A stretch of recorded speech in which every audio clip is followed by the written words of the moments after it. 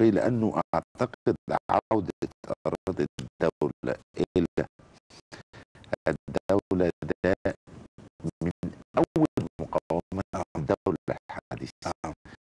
الدولة قادرة على أن تقول الأرض دي بتاعتي،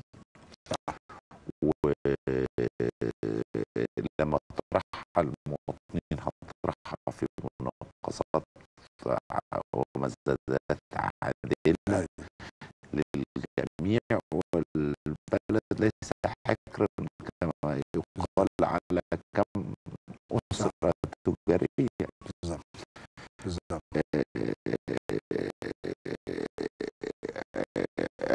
يعني سعيد بأنك أنت بهذه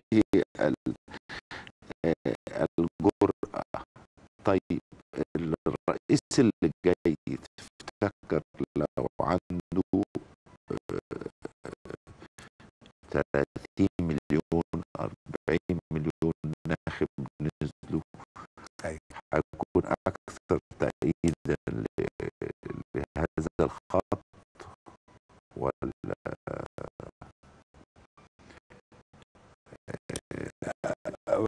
أنا يعني الرئيس القادم يعني ما الذي يعطي الرئيس القادم السلطة والصلاحية أن يكون أكثر جرأة في تغيير الواقع؟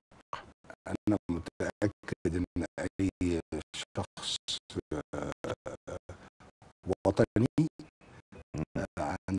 بيغير على البلد ومصالحها لابد أن يأخذ هذا الخط.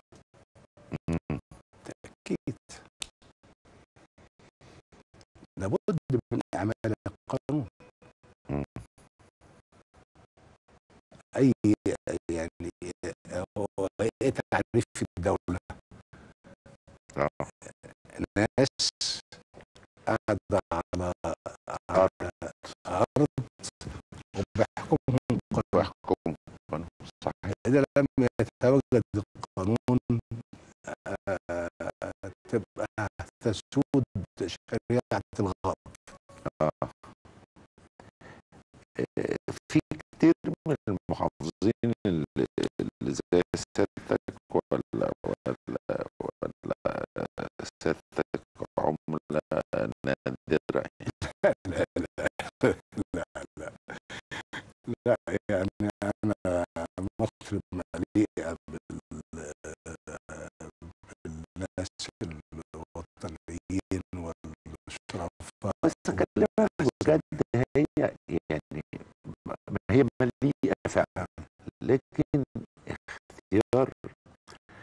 يعني احنا اولا انا دايما بي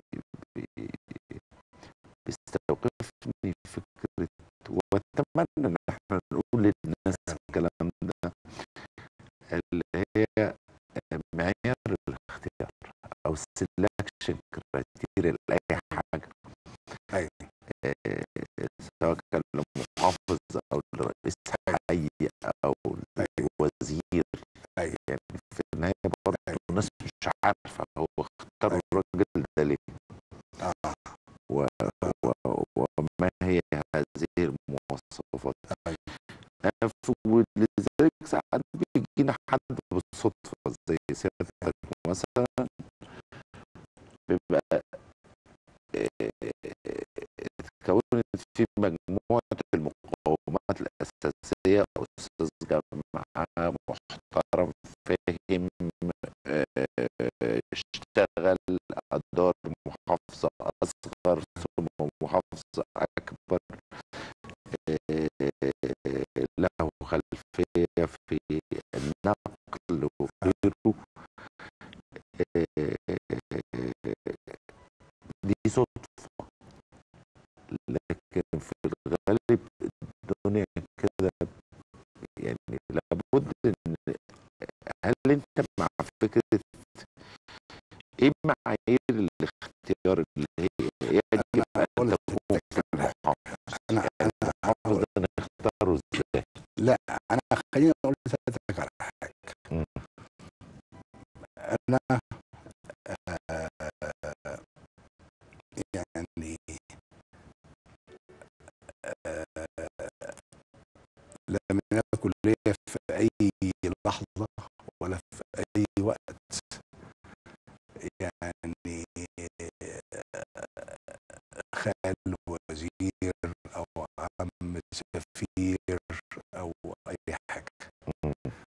وأنا بفتخر إنه وبفتخر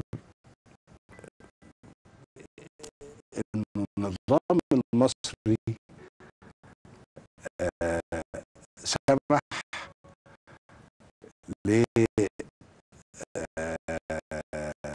لمواطن مصري كل اللي هو عمله انه يعني حرص على انه يعلم نفسه، مم. وحرص على انه يبقى دايما بعيد عن اي اشياء تثير الشبهات او الكلام، يستطيع ان ياخذ هذه الفرص مم. دون ان